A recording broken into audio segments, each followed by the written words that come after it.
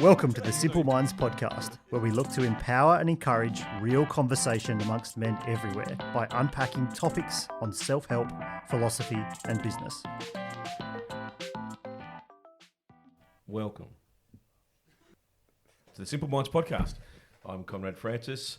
I'm joined at the table by, I think Travis used this word before, esteemed. I still don't think he knows how to spell it nor what the definition is, but... Wouldn't have a clue. Yeah. Esteemed what? Esteemed, yeah. I've got some esteemed peeps around here today. Joined at the table with the usual crew and one of the originals, Marco, and one of the... Oh, this was your follow-up, your self-appointed follow-up, which created its own issues in itself. But but anyway, it evens out with the fact that I came up with a great name for the show. So we was that your name? That was my name. Okay. The drinks concept was awesome. Okay. Speaking of, Marco, you are the bringer.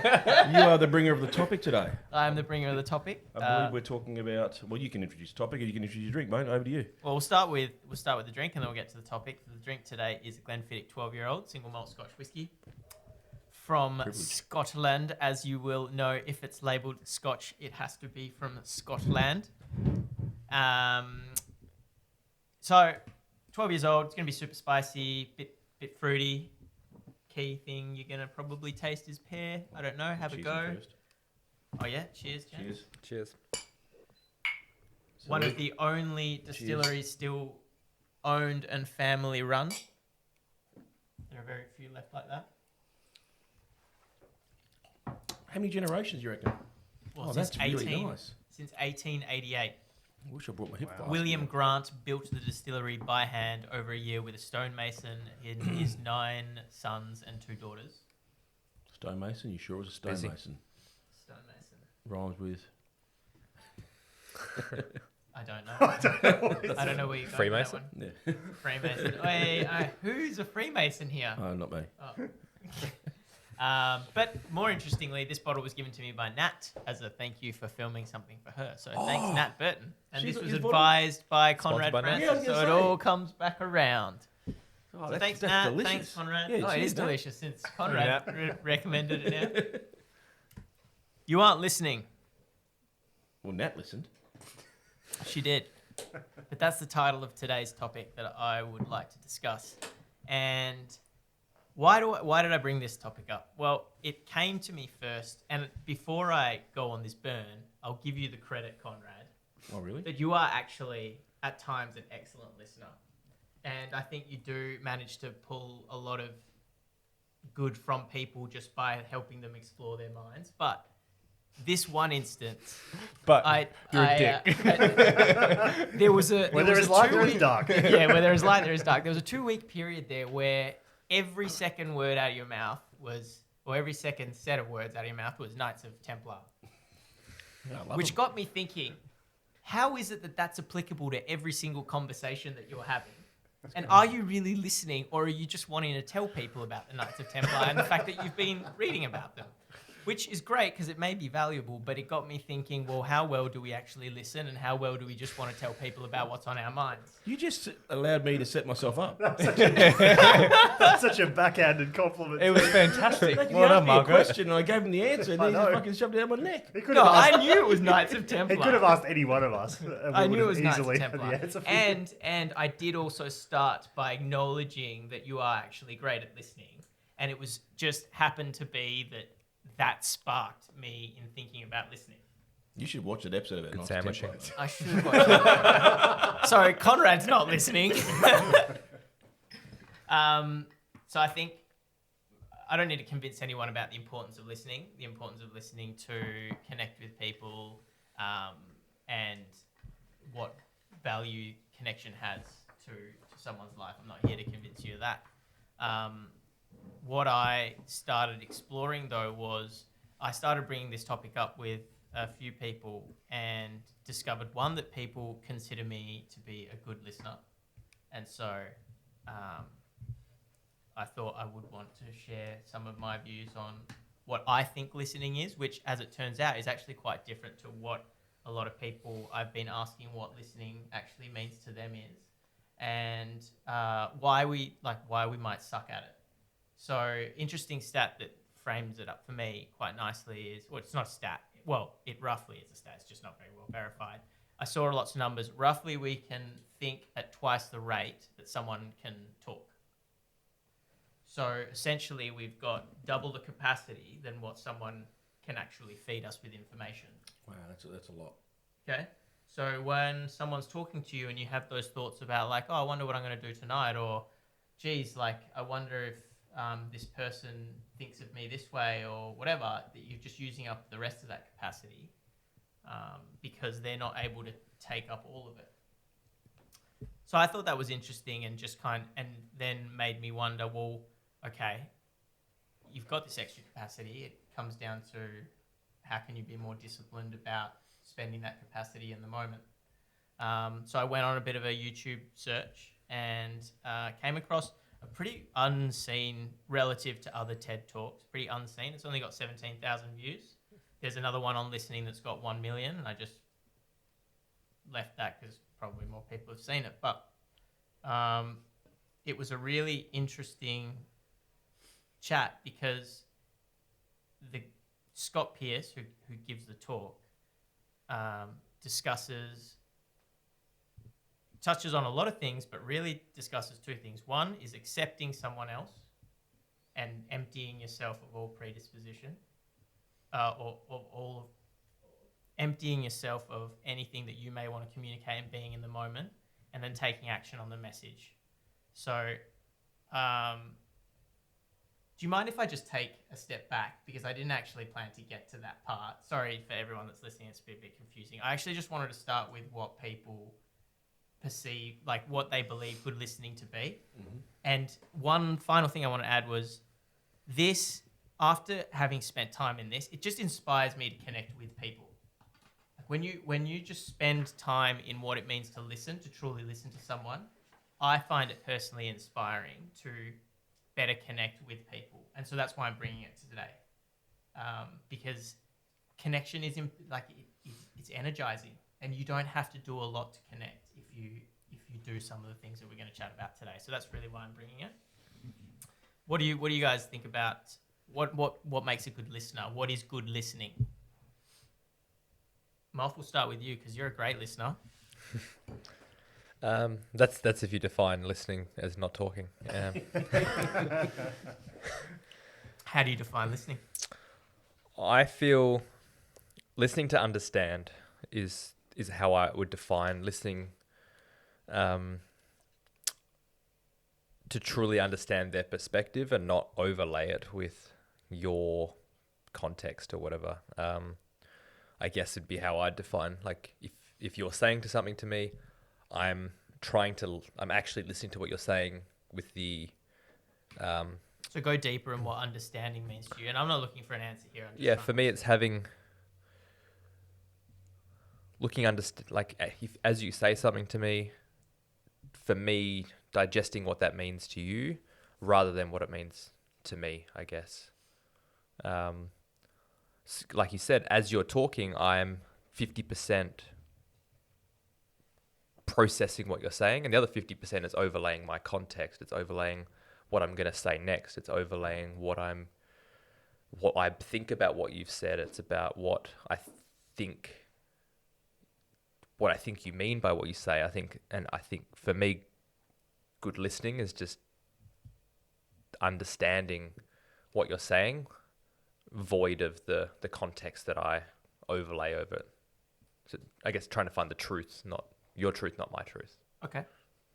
Conrad? Yeah, I guess without going to the textbook definition, I concur with Moff in the end, not the front jam or whatever that was. But hearing somebody and understanding them from their point. So understanding, that word keeps coming up. What do you think? Like, when do you feel you have understood something then? Well, it's for me to understand where they're coming from. So hearing them speak about their topic or their situation. And I'm probably going to say you empathetically, which puts you in their shoes somewhat. But that's what I'm trying to get to. is that you know where they're coming from as opposed to overlaying your judgment of the situation too early over the top. And do you have any views on why you think some people might, I think we all do it. You have to really be disciplined to be a great listener all the time. What do you think are some things that could cause people just to not be good listening, like be listening well? Sorry. Straight away, what comes to mind is the combative nature that goes into getting your point across versus hearing somebody else speak. Yeah, so having a predefined message. Yeah, largely. I mean, because I think that. I mean, it was an interesting topic. So then this is really, really interesting from the perspective you're framing it. Because if you're constantly thinking about how you're going to say something to address what you're hearing, are you really hearing it?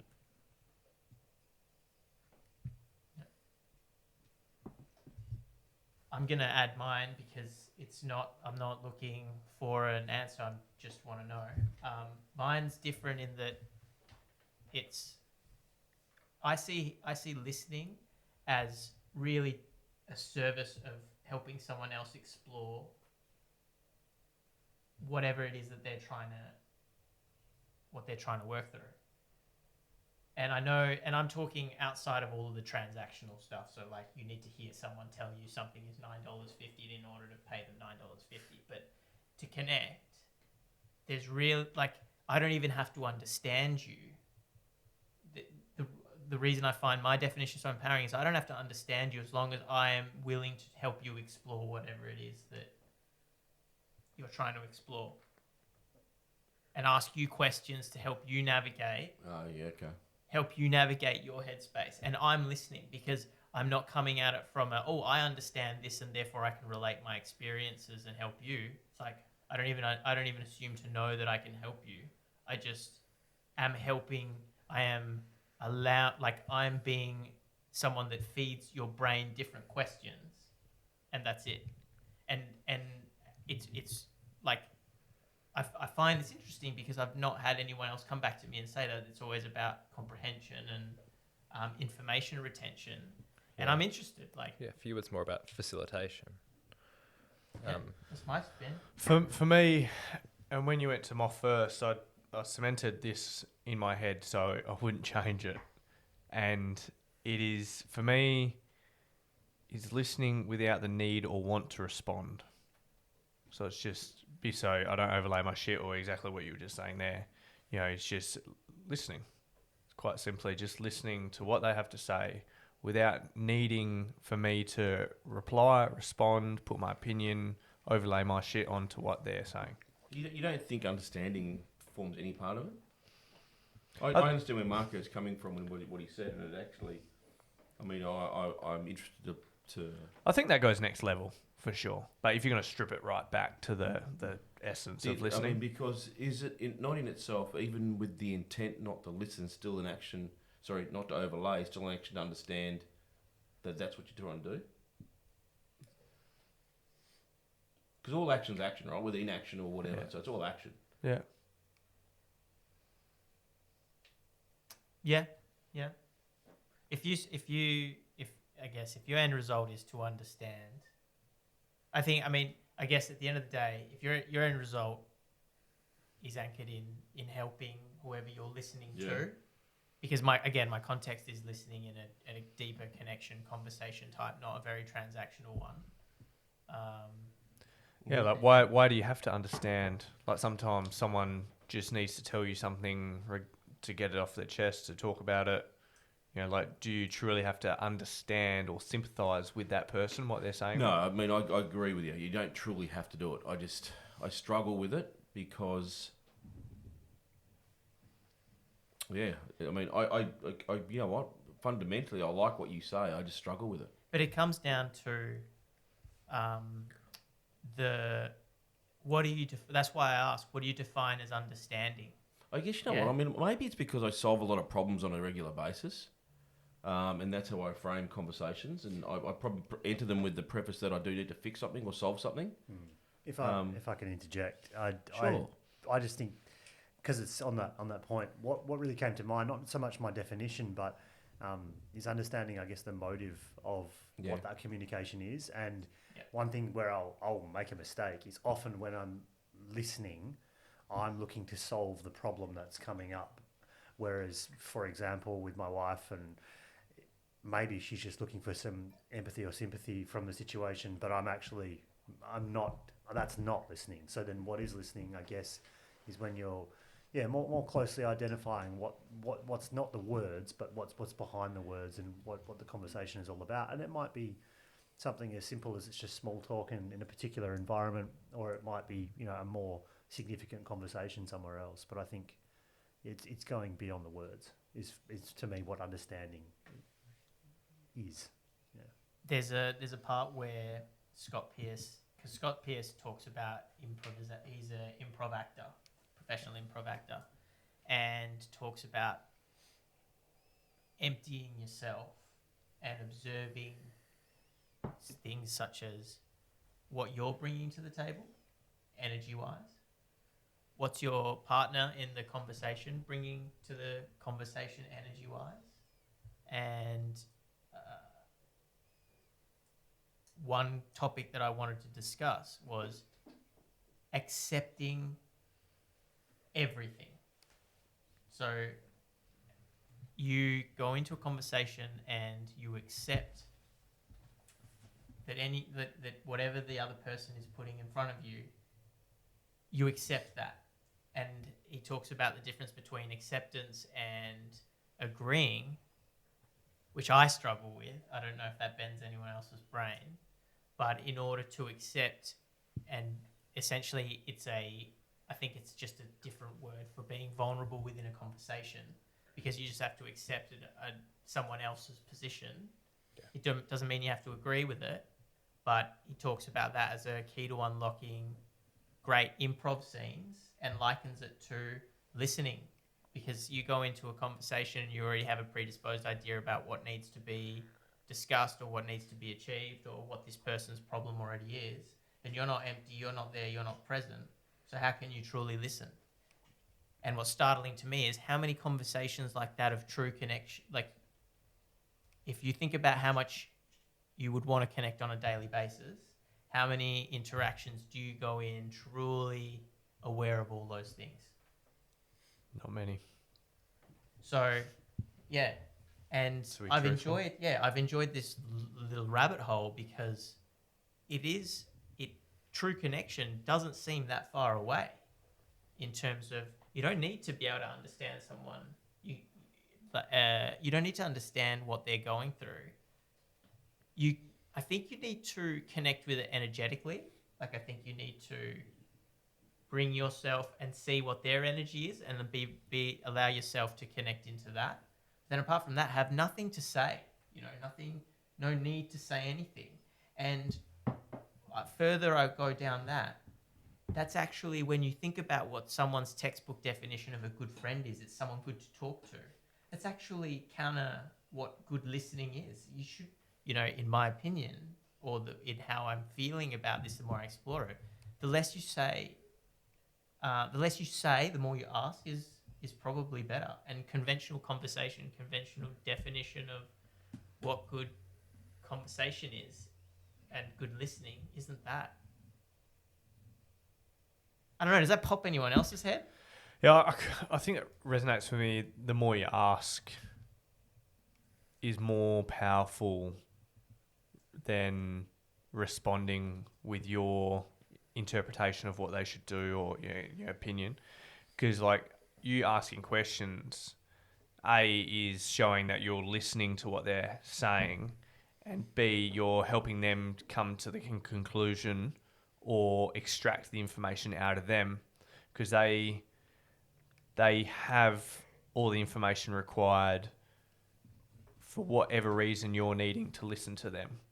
And it's not up to you to give that information, it's for them to find it. But if you can be of service to enable them to find it, then that is, I guess, true listening to me, because you're listening to what they're saying and asking questions for them to find it, rather than just overlaying your portrayal of what you think they should do.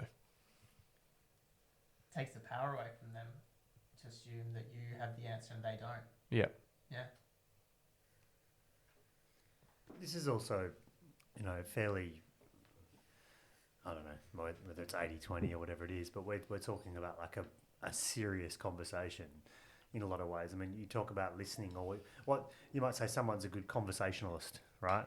That's not that. That, to me, from hearing what you're saying and just reflecting on it, often people don't want to talk that much. Like say in a fairly loose, scene where you don't know too many people or otherwise. So often, 3 or 4 people that don't know each other very well and one's a good conversationalist, they're doing most of the talking.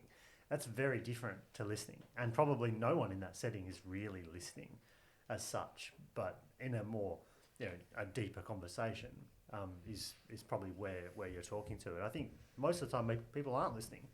Not really. And even if they are, only just enough, and they're following just enough in the pattern of the conversation to keep up. Yeah, it's pretty interesting. But I think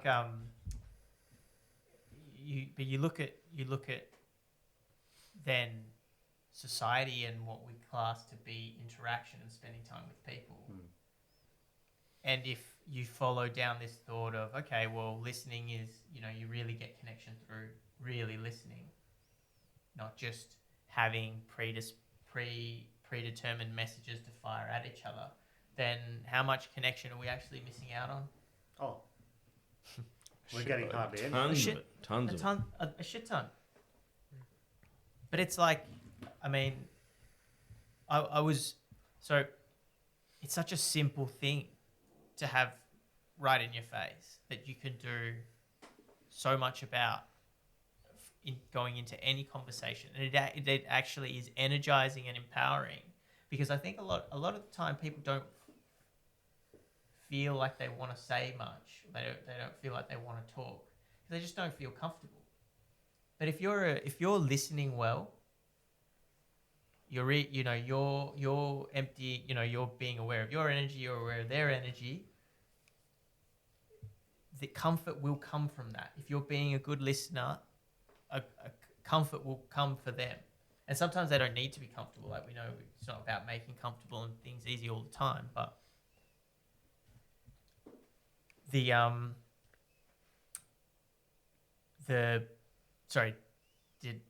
going to move on to another little bit here. If not, let's keep moving on unless anyone else has it. Yeah, I was just going to say you could have a connection while being uncomfortable. If their intention is to serve you and they're free of their ego, then 100%, like, you could be uncomfortable in that situation. Like, I've had plenty of uncomfortable conversations with you guys like half an hour ago. However, I know that you guys listened, the intention was there to serve, and therefore whilst I was uncomfortable, I felt a connection. I felt heard because it wasn't coming from a place of you guys trying to solve my problem, and I find I do that a lot as a listener, is I very quickly try to think about solving their problem, and that comes from a place of ego, and that I'm trying to understand what's going on for them, but then overlay my solution to kind of give myself that pat on the back of like, well done me for listening and helping them. And I know that if you purely come from a place of service that's free of ego, it's simply like, as you're saying, Marco, to facilitate them to help themselves, because the answer is there. But I guess, yeah, does it come from a place of service or does it come from a place of ego? And that can be a really important delimiter, I guess. I'm interested in where you're sitting now with respect to what you weren't liking before, Conrad. No, I don't think it's not a like thing. I mean, I can completely appreciate what you're saying there. I think it's just in conjecture to me, because most of my conversations, I feel like I probably default to solving problems more often than not. I attribute what you were just saying. You said at the start, Marco, about like Conrad, responding with a preconceived thing, because I definitely feel that from time to time, where you've said something and then this generic response come back that From me. Yeah, that's like the flavour of the week of what he's studying. So This wasn't designed to bring this up, by the way. No, like- So I feel just like I'm to being make it ganged. clear, currently it's Joe Dispenza. But no, but genuinely, because there was a couple of times, I'm not to gang up on you here, because I am as guilty of it, but it's in my forefront. I remember this one time recently, I called you. No, you called me to check in and see how you're doing, and I blurted all this stuff out, and I was quite hadn't said it, and I needed to get it off my chest. And then you just came back with this generic thing about, just checking in, something about this, and this. And I was like, he just did not listen to one word I just said then. I actually left the conversation feeling worse than I went into it, because no, seriously, because I felt. Why don't you fucking ring back? No, cause, I felt one of my best mates has called me to check in on me. I'm hyped about that, and then this fucker didn't even listen to me. So I understand exactly where you're coming from with the listening And part. I'm the only person that's done it in your life that you use. No. I Hayden's done it to me. I put my hand up. I'm terrible at I'm it. sure I've done it. I am terrible at it. 100%. But that's just a prime example in my mind at the moment. From what you said as well. I just think it wouldn't be too, it wouldn't be an overestimation to be at least 80%, 90% of conversations on a daily reckon basis. it'd be higher. Higher, Yeah. right? Given the way you framed it, I reckon it has to be higher. Think about client interactions and things as well. It's basically predefined situations just being repeated and repeated. But part of me actually feels a little ill. Why? At Why? the concept of actually just sitting there and listening the way Marco described it. But you listen and you help, you just assume that they have the answer. No, it doesn't like that. Yeah, because and you know what? We all know that we all have our own answers, right? Yeah. We know that. I guess part of me just is gut wrench to the fact that what you've got to listen to get to it, when you can just stop it and put it there straight away. But that takes the ego. power The away answer. from them, right? That takes the power Yeah, away from yeah. them. No, mate, you're right, and I'm not saying anything other than the fact that it's something that I've got to work on. I mean, I think everyone needs to. Everyone needs to. Everyone needs to. Yeah. I brought it up because it was funny that was the conversation that sparked me then being is Conrad listening? But you are, again, I'll say it again, you are being one of the biggest mentors in my life and have been a huge voice of reason and support. So I just want to take a moment to appreciate that about you. So thank you very much. It just also happened that you were the example Yeah, I that get it, man. sparked I mean- it. So not to take the piss. It's- take this a little bit. yeah. obviously. I mean, I'm good with that. I mean, Simple Minds podcast. Come on. It's it is like I said. It's a. I was when I watched I only watched the video this afternoon before I got here, and I printed out the notes and stuff, and I actually enjoyed what I listened to, and I was going to be interested in how you really went down and framed this. So yeah, I'm enjoying what you're doing. So the other part is that he goes then and likens improv to having conversations in the real world. So improv, there's an exercise which we've actually all been exposed to through some of the personal development courses that we've done, which is an exercise called yes and, or and then, whichever one you want to choose. But yes and he uses that as a way to describe having an open conversation. Being engaged and open and empty to where the conversation may take you. And the yes is acceptance. So it's accepting whatever their reality is. Because if you fall at the first part of that yes and, if you deny the reality of someone else, then you're doing one of two things. You're either forcing them to reframe their reality to fit yours, and it's a power play, or it results in conflict. And we know where conflict gets us. It's just there's a loss of understanding. So the first part is acceptance, and he talks about acceptance versus agreeing. And I don't have a conversational way of being like, well, accepting is this and agreeing is this, but I think it has something to do with like, how do you accept but not agree? Well, I've got a good example. Today, Better not include me. today I was talking with Conrad Francis. But I didn't speak. When did I speak to you today? We didn't, mate. Oh. Well, unless you were the Uber driver. It was a woman. So I'm pretty relatively certain it wasn't you. No, but I got in the car and she just went berserk on McGowan, like for those listening, political issues regarding COVID and that, about how we should have done this with Palmer and rah. And I didn't necessarily agree with, well, I didn't agree with what she was very passionately projecting, and I did exactly that. I don't remember specifically what I said, but I didn't Shut up. I didn't stop her. I just took the conversation and said something that I was, in a similar area, but just something that I was comfortable with.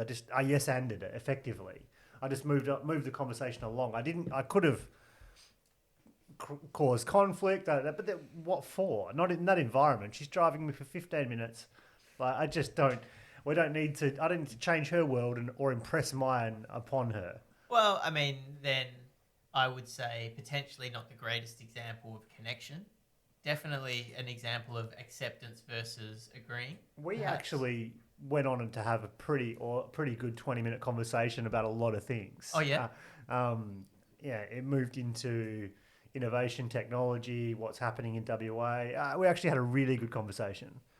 But if I had have created conflict at that point, it probably would have been a shit 20 minutes. So I know what you're saying, but it did actually lead into a pretty good conversation. Yeah, okay, so then it must be, and I'm going to take a moment to pause there, because then I just violated the yes and part of yes. I was just like, well, surely that didn't lead to connection. Yeah. But so coming back out of that, okay, great. So it led to connection. So then that means that you were doing the second part, which is the and, which is taking action. When this guy talks about, you take whatever your scene partner feeds you, and you build upon that. You accept it and you build, and you don't predetermine what it is you're going to build. And that's that part about where you have that spare capacity, where you've got something queued up to say. An exercise that I've been doing a lot lately after reading all this is I'll have stuff come up mid-sentence that someone says to me. And I'm like, ooh, I want to pick up on that point. And I'm starting to find a discipline of being like, I'm going to let that point go and see what comes up at the end of the sentence, or see what comes up at the end of the thing that they're saying. Because otherwise I'm just queuing up something and I'm waiting for a gap for them to say something. No, I just did that myself. I mean, we do that. But that's 99% of our communication. Yeah. I like it started at 70, now it's 99. Yeah. Yeah, well, I guess so. That's probably a better- I got some bolstering from you guys being like, oh, at least 90. And I was like, yeah, go Marco. It's just COVID kind of stats. Yeah. It's just the way they calculate it. So I think this is just my own notes from it. You've got that down. I just highlighted the issue around vulnerability. Yeah. So what was it? So I was just about to bring up vulnerability in acceptance and in all of this. Yeah, and accepting another person's reality is opening yourself up to vulnerability because it's not yours. Mm-hmm. So I found that interesting. I would never have looked at it or seen it or felt it that way. Okay. Oh, that's cool. So I think and that's a key to growth, right? Absolutely. And yeah, sorry. It's also key to staying in the present moment, which is one of the topics we talked about before. If you stay in the now, then that's where you grow. Then that is the unknown. Yeah. You stay in the now to listen. Yeah. You have to be present. Yeah, because if you're able to top on the questioning on the conversation, you're always thinking about how to respond, as opposed to if you're queuing responses as well. You start to, I'd never really considered that concept Okay, about well, how we yeah, can this only is take in a half. good job to try and practice. Yeah, but like that other half of what you've got, you're spending your brain on. You usually get queuing that, thinking Like, about it's that. crazy. What if this response comes up? And often, we're left not wanting to be vulnerable, going, "What do I say next?" But it takes you out of. We talked about this survival creation stuff. It takes you out of the creator. Takes you out of creator, It Go takes you straight out into of survival. creation. It's survival stuff. That's all survival stuff. being in the present. No.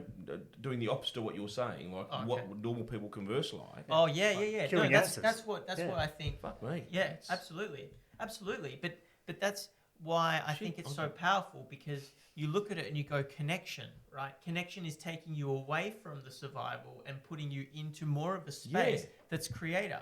And yet we do 99% of our communication somewhere else. That's powerful, man. Yeah. And the thing that came up, oh damn, I think I've just forgotten. Well, it's good that I forgot, because great, I'm in the moment now. If it comes up, I'll jump in then. I'm still struggling with the agreement and acceptance. So, can you truly have an agreement without acceptance? Or are you just agreeing and then overlaying your... It's accepting, but you don't have to agree. Roger. Accepting what they've okay. said, right? Yeah. So, and you might not agree with their point of view, but you don't have to conflict them because of it. So you accept it, that's their truth, but you don't have to be like, oh yeah, that's mine too. Yeah, you don't take it on as yours. Yeah, You just okay. go, you build upon theirs in order to have a connection. Yeah. Because otherwise you're doing one or two things. You're forcing them to take on your reality, or you're having conflict. Yeah. And you can't connect in either way. Ah, cool, powerful. Um, Yeah, that's just a couple of dominoes just put. Yeah. Dominoes? Like Tetris, they just went in the same spots. It's crazy when topics we've talked about line itself up. and I've the been saying that for 106 episodes.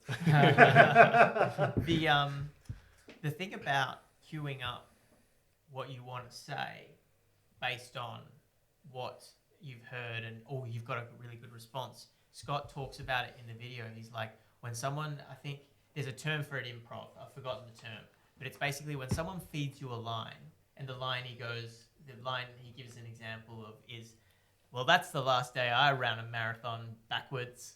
And everyone's like, what? He's like, that's an amazing line, because like, why was I running a marathon backwards? Why is it the last time I've ever running a marathon? Did something bad happen? Should I have been there? Like, did you win? You know, he's like, all of those things come into my mind. And then because I want to be funny, I'm then working on what is the best thing to say.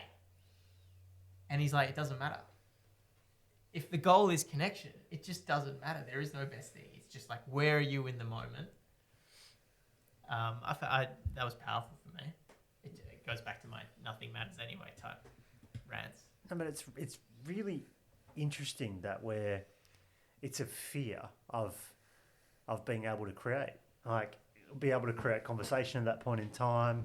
I've heard it recently in another context where it was like, if you want to bucket loads of cash, what you're actually running from is backing yourself at a later stage to be able to create what you need at that time. If that makes sense. And it makes sense in this context of a conversation. You're wanting to bank up responses because you're fucking scared of being vulnerable in that future moment. So all of that is focused on that negative ego side of the brain going, fuck, what's next? Fuck. And so much so that you can often not be paying any attention to what's happening on the other side of the conversation. But so is that person. So largely, both of you could say almost fucking anything and you would just be having the same conversation that you just think you're having based on the scenario. Are we going to get to the existentialism in here? Well, I don't know. No, it's mentioned here. That's what I said. It's actually quite funny. Yeah, I actually like the way they've used it here. Yeah. So you've got the actual transcription Yeah, of so it. it's got here emptiness. So he talks about a few religions and how they use that nothingness as a point of inflection or reflection or a point to move from. He goes, the concept of kenosis. Actually, no. What he starts with Christianity. If I attach expectations to those things, it's frustrating. If I can release those and let life flow through me, I have contentment and peace in Christian theology. There's a concept of Kenosis, which is the emptying of the self to allow the Holy Spirit to come in. And Sufism have a phenomena which is to die before one dies, and that Leo Shin's before one dies. And Leo Shin's book, The Three Body Problems, he quotes a Buddhist monk saying, "Emptiness is not nothingness. Emptiness is as a type of existence. You must use the existential emptiness to fill yourself." And this kind of emptiness is the kind of emptiness he's talking about. It's not a denial of self. It's to put yourself in a space where you can receive. Which is all listening, really, isn't it? Yeah. It's receiving. Yeah. It's funny though, right? Because the work that I've done and you guys have done in relation to hearing yourself is you've got to put your mind in a space where you can receive yourself. And I guess when you're doing that and your ego kicks in and tries to subside that voice, I think that's like what normal conversations would appear to be like. But when you really commit to hearing that voice, and all of us know we can,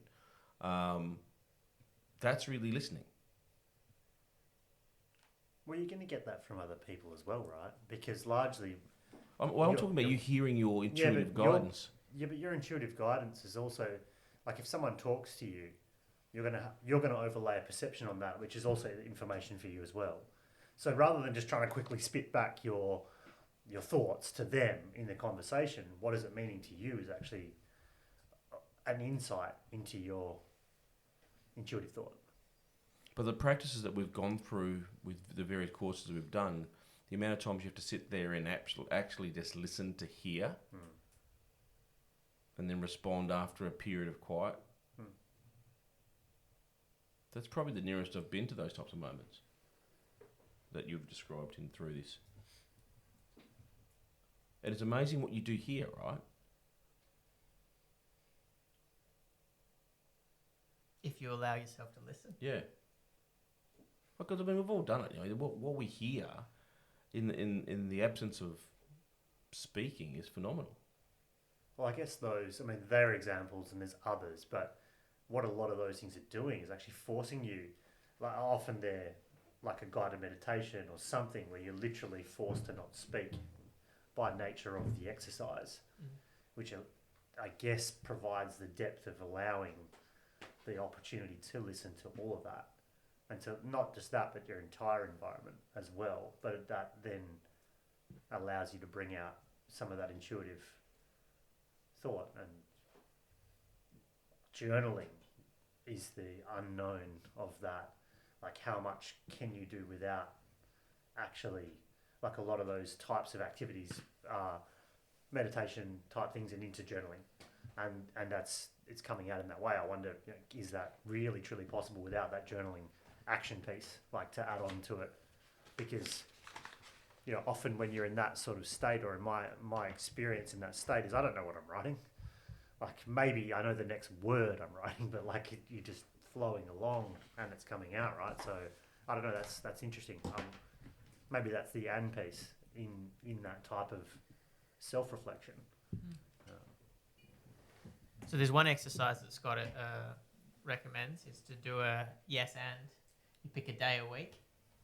That for that entire day, every interaction that you have, you make it a focus to accept and build upon. And obviously does it a bit tongue in cheek. Jesus. That'd be tougher. Yes and no. But there was but how much health through connection is available by just even turning 5% of our conversations into more of just I'm going to listen. And I remember back to when I did a weekend where there were 4 days where I didn't talk. And looking back on the journal notes of that, one of the biggest things that I remember writing down was so little of what people mean is actually what they say. And there's so much you can read from someone by just watching their eyes in particular, but watching the rest of their body. And that, if I'm going to add my own suggestion for people's, if they want to explore listening, you do a 4 days in normal society. I went to dinner with friends, and I still reminisce with friends how we had like some of the best dinners that we've ever had. I went one-on-one with a friend to dinner, and I wasn't talking, and we still look back on that evening that we hung out as one of the best hangouts we've ever had. Did they talk? They talk, yeah, they would talk. And I would just Someone had to order the food, some mate. of those dinners. Someone had to order the food. So then there were ones as well where I was like texting to respond I would text, but it was just amazing how much that forced me just to limit my responses to more questions or things that would help them to continue talking. That made for these like now I'm just kind of like, man, I should do this more. But Better get anyway, better phone. Jacob's been like, I've been doing it for years, mate. There's one quote which I'll end this one on, unless anyone wants to jump in with anything. Is it that before I Miles do. Davis one? Yeah. I love that quote. He talks about a story between a guy. Obviously, everyone knows Miles Davis, or I'm assuming most people know who Miles Davis is, and a member of his band. And he tells a story about how a member of his band plays a quote-unquote wrong key. And Miles Davis at that point had an opportunity to either stop the show and, ridicule that for being the wrong key, or riff with the key and turn it into something beautiful. And the quote is, it's not the note you play that's the wrong note. It's the note after that makes the note the right or the wrong note. And that's just a beautiful way of summarizing the yes and the connection piece. You can make anything beautiful. You can make any connection beautiful as long as you accept and you build upon. I mean, even more broadly, failure, or perceived failure, what you do next is what is most important. Absolutely. Yeah. That's great. Pull from that. So Yeah, that's pretty cool. Powerful. That band member, by the way, was Herbie Hancock. Herbie Hancock, yeah. Yeah. Is What do he you brother? mean? Don't you know Herbie Hancock? Fuck, he's one of the most amazing.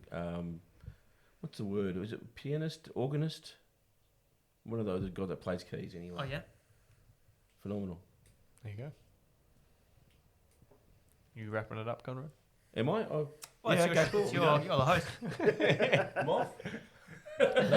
You opened? You want to close? Did I open? He asked you the question.